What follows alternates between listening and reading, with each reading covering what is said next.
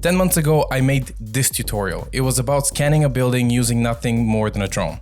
As an example, I used the Canadian Centre for Architecture, the CCA, here in Montreal, and it was the first tutorial that I ever published online. It was the first tutorial to ever see the day of light.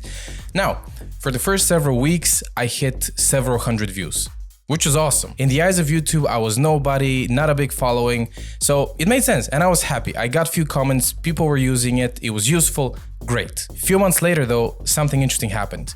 Few comments came in, I responded back, and I think that the YouTube algorithm just picked it up and decided that this was something that was worth promoting.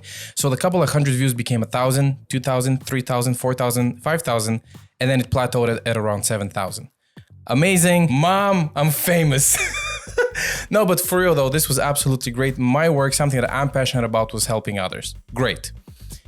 A few weeks ago, my buddy Mike messages me and says, "Hey man, in my architectural media class, my teacher used your video where you scanned the CCA here in Montreal as an inspiration and resource." And he sends me a screenshot and he's like, "This is pretty cool." Yeah, it is pretty cool. So naturally, I said, "Hey, can you give me the contact of that professor so that at least I can message them?" All I want to say is thank you so much. I'm really happy that you stumbled upon this thing. So first of all, in my eyes, this is just kind of the miracle of the whole thing, that she stumbled upon it and that she deemed it useful enough to share it with her students so they can learn something from it. We go back and forth, maybe 2 emails, and then she invites me to give an informal lecture to her students about drone photogrammetry and maybe show some of the projects that I've worked on, and also show different ways that you can use a point cloud coming from a drone. I would like to take a moment to extend my gratitude to Amber Bartosh for inviting me to give this informal lecture. She's a professor at the School of Architecture at Syracuse University who's also interested in VR and AR. For those of you here on YouTube, I really hope that this is something interesting and useful to you. I'll see you on the flip side. So, yes, we got it. Okay, so for me in particular, my kind of photogrammetry journey actually began at the beginning of my master's degree, and it became it started with a project in Wadi Salib in Israel, in a neighborhood called Wadi Salib in Haifa. So one of the biggest challenges for this is that, well, we as a class had never visited the area. And if you look at the area today, it's predominantly ruins. It sits on a slope, on a hill. And one of the first questions was, well, if you want us to design something, anything on top of such a complex site, which is also kind of very rich historically, well, how do you even approach it? How do you even make sense of it? We've never been there.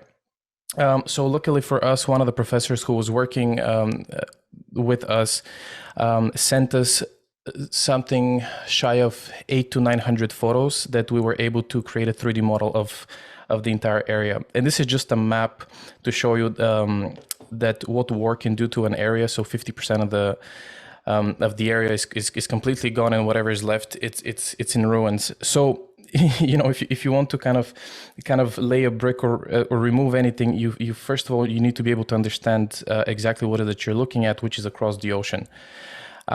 So using this kind of very basic overview of what photogrammetry is the basic idea of taking hundreds of photos, depending on what is it that you want to kind of recreate a 3D model of, taking hundreds of photos, if not thousands, and we'll see a project with thousands of photos as well. And putting them in a software, and there's a bunch of options for you, such as Metashape, RealityCapture, Meshroom, and so on and so on. Kind of the list goes pretty extensively. And then that software would analyze them, find commonalities between all of these images. Hopefully you would have something like 70% overlap between photos, and understand actually the depths of these photos. And so the first thing that it would return for you is what we call the loose point cloud. So the software would say, well, look, this is kind of like the commonality between all of the points that I was able to create, and this is what it looks like. Now, if any of you are interested in doing photogrammetry using a drone, there's certain things which play in your advantage. And that is that each photo has a GPS coordinate, and also every drone records the direction of the camera. And when you feed more information to a photogrammetry software like Metashape, it can recognize this, and it can make, well, first of all, your entire model precise down to several millimeters to scale, and also oriented properly towards the north. So if you export this into something like Revit or or Rhino, well, there's one less thing to worry about. So in your solar analysis and so on, you can actually be extremely precise. And once you're done with the loose point cloud and you say, I'm happy with what I see, everything is aligned, it would create what we call the dense point cloud. So here you're looking at something like 150 million points. So it's a relatively heavy cloud, even though I would say if you want to do the same thing in LiDAR, you would end up with a lot more points. And this is just surface. I just want to make sure that what you're just seeing are the visible surfaces to the drone and nothing on the inside. But for us, it was enough to understand it. And then from this, you would proceed to have your 3D model. So if you're scanning something very small, you can scale it down, even 3D print it if you wish. And ultimately, you would have a colored mesh, which, again, just like the point cloud, you can bring into any software, start slicing it, removing parts, and proceeding with your design. And I'll be honest with you, one of the reasons why this type of technology clicked with me was also born out of frustration in a way. And what I mean by this is that as architects, sometimes we just begin with an empty sheet of paper, or we begin with a plan, something that, yes, it provides us a little bit of context, but how great would it be to have as much context as you possibly can, especially for a project like this, which has an extremely strong historical element to it. And very different architecture from, let's say, what I'm used to as someone who grew up in Eastern Europe. So to me, this is new. And for me, this was an opportunity to understand something which was literally across the ocean. And all they had to do was send us 800 photos of the whole area. And what you're seeing is the textured version. And here are just two images. I took that same point cloud, put it in Revit, and I was able to model right on top of it as precisely as I possibly can in order to begin my design process. And of course, I'm not going to dive into the project because this is not interesting, or at least not not the point of today's conversation. But you can see that this terrain is actually quite complex. So it was important for me to understand all the levels because it's on a hill. So something like a point cloud of the area provides you with this. So it's a very useful tool, very practical in one sense. All right. This is another project. This is in Montreal. This is the Molson Brewery, this strip here at the bottom. The brewery has existed in Montreal for the past 250 years, even more. And it recently moved outside of Montreal because it needed to expand more and it just didn't have space. This was a project that I used for my thesis. And because it's a private project, they were in the middle of deconstructing it from the inside. Even though the developers were very nice, no one would let us in on site in order to explore it. So the question is, well, again, how do you make sense of something so big when there's 250 years of patchwork of adding more and more and more and more buildings? Well, the good thing is that on a Saturday, there's no one working, so you can freely go and create and take 1,200 photos. And actually have the model here for you. I just wanted to show you, it would just be easier. Because I focused in this particular area to create a brand new neighborhood out of it. For me, it was important to establish which of these buildings are of value, what should be preserved, what should go, and so on. And even though there's historic information you can find online, it is very difficult, unless you go in on site, which they wouldn't let us do that, understand exactly what's happening. So with the point cloud, it actually allowed me to understand very precisely the volumes of the buildings, the different levels, and gave me an opportunity to judge, well, which of these pieces can stay and which of these pieces should go. Let's say something that I would never be able to get unless someone gives me a special permission is to go on the train tracks and kind of observe the building from that perspective. So you can either fly the drone or you can create that model, which again is precise down to several millimeters, and it will give you an opportunity to understand it better. So this is a project which has value, or at least you can look for value in several different ways. One of them is the historic value, where Heritage Montreal has specifically outlined which buildings are protected and they cannot be touched at all. There's also kind of added value when it comes to developing a new neighborhood, so you can identify which buildings you would like to keep or not. So there's a kind of the whole entrepreneurial side of that. But there's also a social value to this. This is a very famous building in Montreal. The Molson Tower, in this particular case, is somewhat of an attraction, especially for tourists, but it's also something we see from afar. So here I would just like to show you an experiment I did, and I had absolutely no idea what the return of this would be. But if you take several hundred photos from a variety of sites, so I went on Twitter, Tumblr, Flickr, Instagram, and I just typed Molson Montreal, and everything that it returned, I used as a photo database to say, well, I understand that these photos are all different colors, different angles, but can you find a commonality and kind of give me back a 3D model which actually represents that commonality between all of them? So here you're just seeing several of them, but it returned a very low resolution, as expected, 3D model of this, which just gave me the idea that, well, okay, you know what? Because every time we talk about the Molson in Montreal, what we see most of the time is the tower. So this is something that I should not necessarily touch, or this is something I should preserve. So this is how I was kind of able to extrapolate a social value from from this project. This is something else I did a few days ago. So this, again, on a very useful aspect of photogrammetry, is building inspections. So we had a client who purchased this house and who recognized that the brick was not in an ideal condition. And what he was interested in doing is having a high resolution 3D model and the point cloud of the whole building, so that we can document all the different cracks in the facade. And our goal is that we will come back in 5 years, do the exact same thing, and we would be able to compare the differences between the two. So what I'm kind of showing you here is that there's also a way less creative aspect to something like photogrammetry, because having eyes in the sky is actually quite valuable today. You know, you can take just several hundred photos, create a 3D model, and if someone needs, let's say, to do a roof inspection, they actually never have to set foot on that roof. They can do it through your high resolution photos. And what you're seeing here on the left, let's say if you're working with a very tall project, those are elevation lines, which usually comes with a little scale on the side, so you can kind of very quickly judge the elevation of the building. And of course you can measure, I don't know if you can see here at the top, it just says 2.42 centimeters. So this is how big the crack is. And it will be something that we would monitor for the next several years. On the a little bit more creative side, this is a competition for the Phi Center in Montreal, which is a VR AR museum, which is expanding. So they had an open bid internationally, and what they were interested in is how you can combine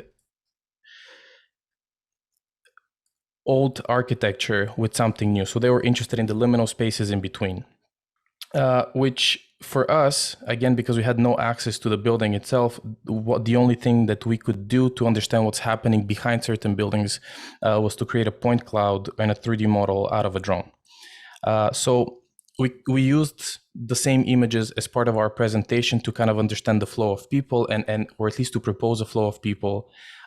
As you can see, we started playing with kind of certain areas where, again, what we call the liminal spaces in this particular project.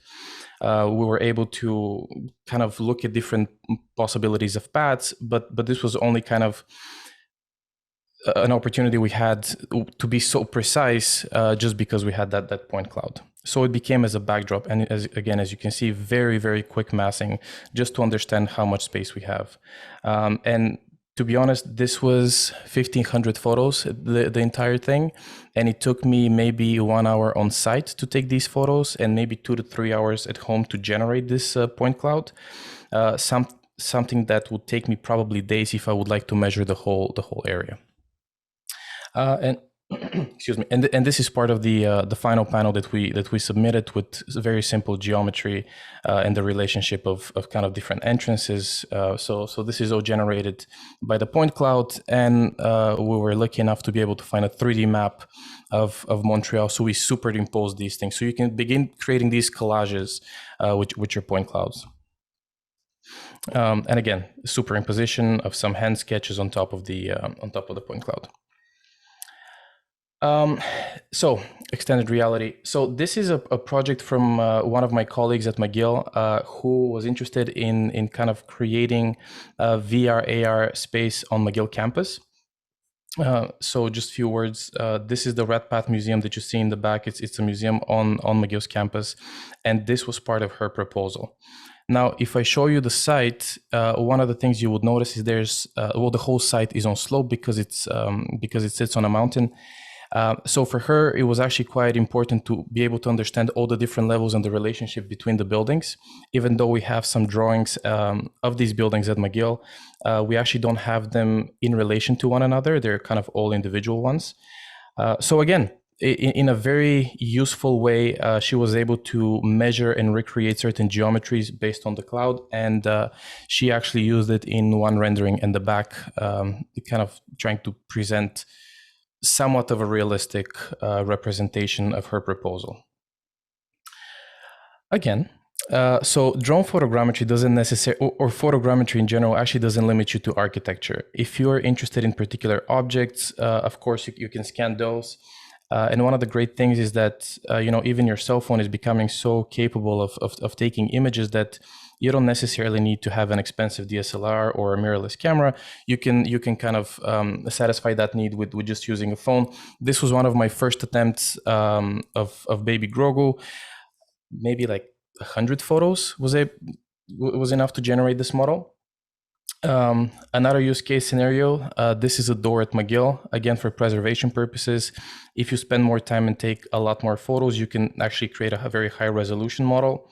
And it actually brings me to precisely that, because what you're looking at right now is the textured version of the model. But if I just show you the mesh, you would see that there is quite a bit of difference depending on where you take a lot of images and where you don't take a lot of images.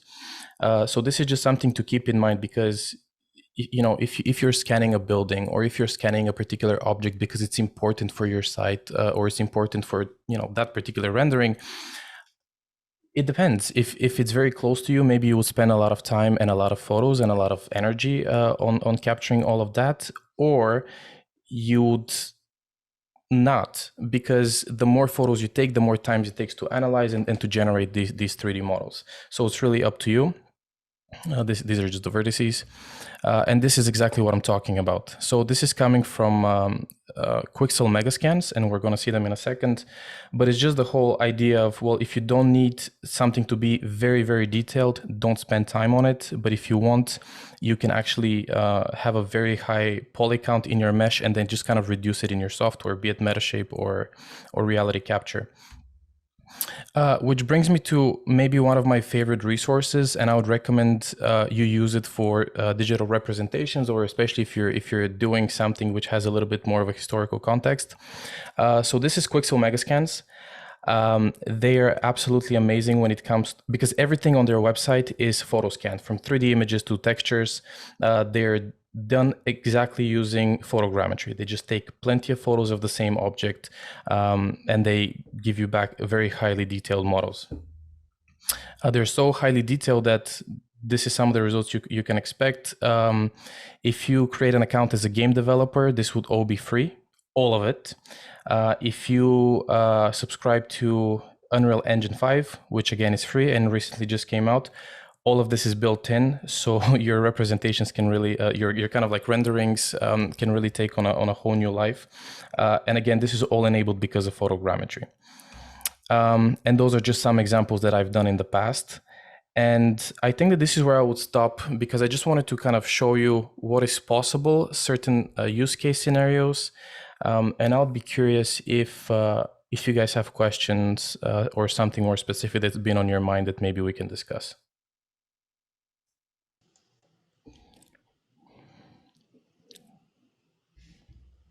Oh, and by the way, at the end, I put a few sources. I'll share this presentation with you where, well, there's a few things on photogrammetry. There's 2 sources for free 3D textures and 3D models. Again, everything is photo scanned, and few tutorials on how, let's say, to take a photo scanned area and maybe bring it into Lumion for your renderings.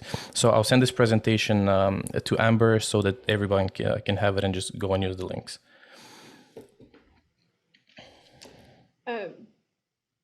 Michael has a question.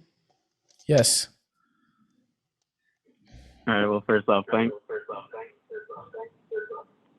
Well, thanks so much for coming to talk to us today. It's not only great to see you, man, but great to hear your voice for the first time since undergrad.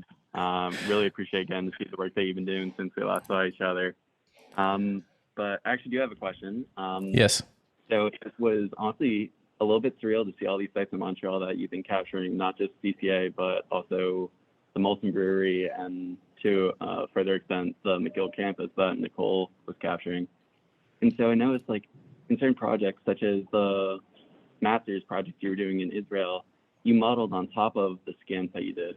But then Nicole actually used the scan of McGill campus as a backdrop to a render.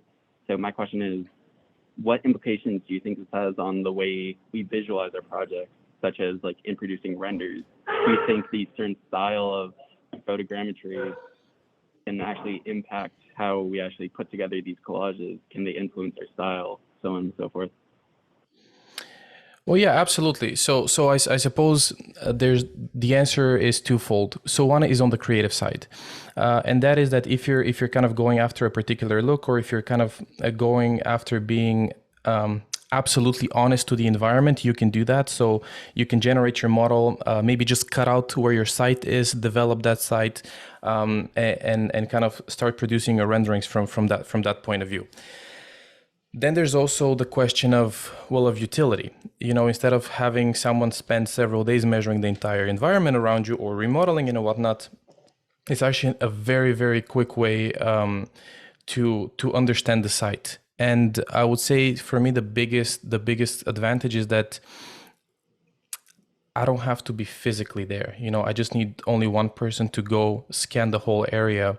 And even if I want to experience it in VR, and I'm in no way advocating that VR can replace visiting a particular area, but maybe the fastest way to do it is open up Rhino and then go in Enscape and then just hit the VR button and you're in. So when we did this project in Israel, in Haifa, once we generated the kind of like the point cloud of the whole thing, the first thing we did is we just opened Enscape, went in, and you can walk up the stairs, down the stairs, go in between the ruins. So and there's also the impact actually of VR. So you can plant your project where you want it. You can remove a certain portion of that mesh, and you can have someone walk around with your project within the context of the scan. So it actually allows you to do a lot more things using it. I hope this answers. Absolutely. Thanks so much, man. Pleasure. Are there other questions from the students? Because I have a question that kind of spins off of that. Daniel, you talk about the textured model and you talk about the photogrammetry captures. And I sent you the assignment that they're working on right now, and you can tell that it's like very cursory. I would say the whole class kind of is just enough information to be familiar and have the capacity to dive deeper if they want to later. So I doubt that they're going to be doing that transfer from like their photogrammetry to a textured model. But if they're interested in exploring that, because I think that that's part of like a kind of critical component, like what are tools that you think would be beneficial for them? So sorry. So maybe explain the difference between the two as well. Well, so if you're interested in having a very precisely textured model, in the sense that the texture is really good, the two tools that I found most useful, this is RealityCapture is one of them, and the other one is Meshroom. So Meshroom is an interesting one because it's a node-based software, just like Dynamo or Grasshopper, and there you can feed it two sets of photos. In one set, you can have a very high contrast, very high sharpness, so that every image has every edge very sharp, so that it can generate a fairly precise model for you very quickly. But then you can feed it another set of images, which is the exact same as the first one, but very pale, very low contrast, very flat images. So this would create the texture for you, which would be almost shadow-free. And it actually allow you to come up with much better renderings. But again, I think that the first question that everyone should answer for themselves is, why is it that I'm using this to begin with? What is my goal? And I'm of the opinion that sometimes it's not necessary to actually go that deep, because architectural projects, to me at least, are more about story. So if you're able to tell your story without having the most precisely physically based rendered image, well, that's fine. Because sometimes generating these textures can take quite a bit of time, I would say, and sometimes maybe energy is better spent elsewhere. But if you nevertheless want to pursue it, it's something that interests you, I would say reality capture is a very good, also very affordable software, because in reality capture, for those of you who haven't used it, free to use, free to generate everything within the software, and you only pay at the end once you're ready to export it. So you don't have to kind of fork out, $5,000 like Metashape at the beginning. You can just do it per project. So each project is like several bucks. So it's quite manageable compared to others. That's great. Yeah. What other questions does the class have? You guys are all supposed to be working on this assignment. I know you probably haven't. They all have their studio deadlines this week. Or next, so they're all pretty focused on that, but they will be encountering all of this firsthand if they haven't already. Anyone else? Well, I would just say that if you haven't experimented yet with any of it, be it on a small scale or a large scale, I can maybe give you a few tips that would just kind of make the whole process a lot more painless. One of them is that there's no such thing as taking too many photos. Take as many photos as you can, because it's better off to have them, at your disposal. Also, when you're doing photogrammetry, it is best if the set of images that you're feeding the software are under the same lighting conditions. So if you go and take photos of a building now, then you come home, you generate your model and you say, I'm missing a particular area. And then you go back, well, the shadows are a little bit off, so the results are not going to be optimal. So this is one thing. The other thing that we need to understand about photogrammetry is that the thing that makes it work best is the parallax effect. Meaning that instead of, kind of grabbing your phone or camera and just taking a photo and kind of zooming in all the time, the best way to do is take a photo parallel to, let's say, a wall, if we're talking about a building, move slightly to the side, take another one, take another. So it's the parallax effect between volumes and between, let's say, individual stones, bricks, and so on that really makes it work. And make sure that you have an overlap of good 70%. So that's what I'm saying. There's no such thing as not enough, or there's no such thing as too many photos. Take as many as you possibly can. Rebecca, I see your hand up. So whenever you did the Grogu, you did it just like it's sitting on like a table, but I don't know how you did it, but how would you do to get the 360? Would you just put it on a stick and maybe put a grid on the table or something? Right. So when it comes to objects, there's two ways of doing it. So one of them is to put it on a turntable, but chances are, even I don't have a turntable at home, even though I'm somewhat passionate about this whole thing. So when we talk about objects, the best thing is you go in circles. So I was just walking around it, taking photos, and I would kind of go above it, take not a few photos, but maybe take 20 photos, then move my phone a little bit lower, again, walk in circles, move it even lower, walk in circles. And especially for geometry, like under his ears, where, you don't necessarily see it from afar, again, just take more photos, zoom in, and then, but just make sure that you don't do big jumps, right? Like you don't just kind of take one from here and then just zoom very closely. If you need to zoom in, let's say, a few feet, just take maybe 5 or 6 photos along the way so that the software can create the relationship or the loose key points in between them. So yeah, just turning in circles. I think also in response to Rebecca, I imagine it depends on whether you're going to be trying to process this or something like on your phone, where it understands where the camera is in space, in which case you want to make sure you're moving the camera and not the object. Or if you're going to take all of these photos and then put them into a separate software, like in your computer. So let's say I use Mushroom. Right. Well, Mushroom, it's just like any desktop application. So most of them understand it if you're on a turntable or not. So let's say Metashape, when you analyze it, there's an option which says remove static points. Because let's say if you have a turntable, so your camera always sees the same thing and it's just the object that is rotating around it. Well, when you say analyze the photo or each photo, it doesn't understand the object, right? It's going to analyze the whole photo. And even in the background where you have points which are absolutely static, it would say, oh, that's a commonality between all of them. But then there's an option in Metashape and like everything else to say, hey, these static points, please don't consider them because, well, they're actually not part of the objects. So if it sees that something is not moving, or especially several points in relation to each other are not moving, you can exclude that. So that even if you're doing a turntable model, you can actually very easily kind of set it up this way.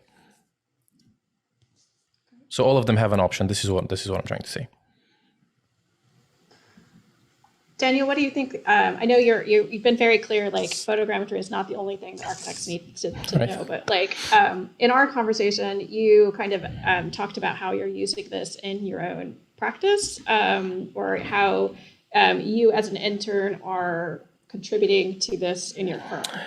Right. Okay. So here's the thing. So maybe everyone has a little bit of a different experience when it comes to the companies that you've worked in. I wouldn't be surprised if for some of you have experienced that certain companies are a little bit slow into implementing changes or new things, which is actually not a bad thing, because they want to make sure that what you're proposing or whatever that new hot thing on the market is actually useful to them. So in general, if you have the first comer advantage, when you develop something and you maybe develop a project or two and then you show it to them, or at least this is what I do, and this is what I do with VR, photogrammetry, and rendering in our office, is that it puts you in a position where you can better negotiate your salary afterwards, where you for a short period of time you become the specialist. If there's especially if you're working in a smaller firm and there's no one else who's interested in this particular technology, or they don't see the value of it. Well, maybe you're the first one. Maybe you spend some time outside of your typical hours kind of developing this. And then you come up and say, hey, look, remember this preservation project we're doing? And then we had to hire, I don't know, someone with a laser scanner to do it, and they charge us $30,000. Well, guess what? We can do it for a lot cheaper, let's say using a drone. And the results are, of course, not as precise because nothing beats a laser, let's be honest, but pretty close for your purpose. And the other thing that I would say, even if we take this outside of the context of the companies you are working in or you will be working in, there's a big demand for eyes in the sky. Be it for real estate, you can create stories. Actually, this is something I didn't get to talk about in the presentation. Is that as architects, I see ourselves as storytellers, really. So this is one additional tool which can help you do this. In the resources you'll see in the presentation, at the very end, there's a link from 30 by 40 design studio. So the architect, Eric, he talks about architectural stories and how you can enhance these with some additional images. We as humans, we very rarely see things from above and within context. So even to your clients, your developers, or even your community, having something that gives a broader picture is definitely something in demand. So even outside of your office, there's plenty of opportunities for you to seize, really, just by having a very, very simple drone. I have a much more general question as well, Daniel. You just finished your master's degree. These students are kind of midway to the very beginning of their academic master's career. Right. Any hindsight that you would offer, and how you would have approached your master's differently now that you're on the other side? Okay, that's a good question. Well, I don't think that I would have done anything else differently. Okay, maybe there's one thing. My master's, well, I kind of started it right at the beginning of the lockdowns here in Canada, and we've had it a little bit more severely than you have in the States. So kind of actually having more meetings with my professor, I think would be something.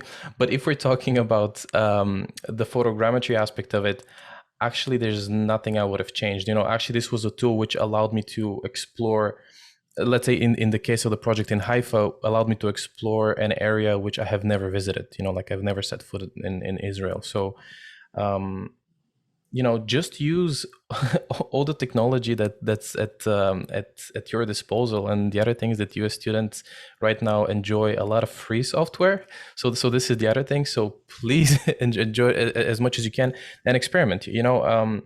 Some of the things that I showed you, I don't necessarily consider them to be professional level, but that's okay, because it's an experiment. It's a work in progress. There's a lot of learning in all of this. There's a lot of discovery. So just use it as much as you can. I'm sorry, I know it's a cliche answer, but that's how I feel it. I'm just giving it to you straight. No, I think it's fair to say experiment. I think it's maybe more true with undergrads than it is with grads, but there's this idea that you're doing work in order to get it right. And I think I try to get in my undergrads to understand, you're doing it for you. What are you getting out of this? In the end, you get a grade, but no one probably is ever going to see your grade. And everybody just cares about your portfolio. So what are you doing in order to develop your own skills and answer questions that you're interested in? And especially at the grad level, and all of the students have to take this class. So I'm hoping that I've made it worthwhile, even if this is not their special interest. Right. But they are required to do kind of a directed research project. So it's not like a thesis, but it's something along those lines. And I hope that this kind of ramp them up for that, because we've really tried to approach this as a research project after research project after research project. If you want to do something and there's a product out there that you have in mind, how do you get to that point? You also just finished your thesis. My hindsight suggestion for anyone going into a thesis or a directed research project is have more fun, because I felt like I was going to puke or cry the whole time I was doing my thesis. It was not fun. I put so much stress on myself, and it really wasn't productive. Daniel, do you have other advice for them? Yes, actually, I kind of enjoy your comment that the master's is actually an opportunity for you to develop yourself and your skill set and maybe your thinking and expand it a little bit. But I had a little bit of a thinking shift over the past few years, not only as an architect to be, but also in kind of other areas of life. And that is that we as architects, and again, I don't know how correct I am in saying this, but oftentimes there's an ego component. I want to be the next architect. I want to be which is great, by the way. Don't get me wrong, but in one sense or another, all of us kind of involved in the free market, we are in service to others, and of course, even though we're being paid for all of this. So there is, the cool component to something like photogrammetry, just because it allows you to do so many things and it's so nice and so, which is all true. But I would ask you to think about what kind of problem you're solving, and because the world has a lot of problems and there's a big demand for solutions. So if you can find an architect who's having trouble, or at least you can kind of make their life a little bit easier when they start a project, or to better understand the project, and maybe you have a drone, or maybe few of you have a drone, well, all of a sudden for them you're a problem solver. So it makes it a lot more interesting to look at the world through this kind of perspective, is that you're always solving some set or subset of challenges in everything you do. And I would say that every time when you get excited about a new technology, please go through it, exactly, have fun, but then think about, well, can this be useful to someone? Can I be useful to someone? And then you will see a lot of doors actually opening in front of you for a variety of projects, be it Reels for a real estate developer, be it photogrammetry models for your company, and you'll see that people appreciate it and actually helps you move up a lot more quickly. That's great advice. All right, last chance, students. Any questions for Daniel? Daniel's going to share his slides. You'll have those resources listed for you, and I'll post that up for you to have access to. I'll also post this recording. And of course, want to say a huge thank you to Daniel for putting himself out there. It's always a kind of vulnerable position, especially I think even worse when it's peers. I know my least favorite thing is present to my fellow faculty. So I think, very brave of you, Daniel, to share your work with us. Daniel has a couple of YouTube videos if you're more interested in other projects that he's done. One that's really interesting regarding his thesis. As I was putting together his intro, I did a little dive into things that Daniel's shared on social media, etc. So if you're interested, you can also do that. And I'm sure Daniel would be welcome to you guys reaching out to him directly if you have any very specific questions. Absolutely, absolutely. And you know what? Actually, when I share with you the slides, I would add my email to it. So if you have any questions, or ideally, if few of you have the same question, it'll be my pleasure to do my best to answer. Thank you, Daniel. That's really generous of you. Thank you for having me. It was an absolute pleasure spending some time with you guys. And enjoy the rest of your class. Thank you. Thanks, Daniel. Bye, guys. I'll have to grab ramen or something at some point. When back Will to do. Montreal. Will do. Bye, guys. All right. If you're still here, I would really like to know your opinion on drone photogrammetry and where this is taking us into the future and what its future actually is. So please tell me in the comment section below if you enjoyed this. For a small channel like me, a like, a subscribe, a comment actually goes a long way. Thank you so much, and I'll see you on the flip side. Bye.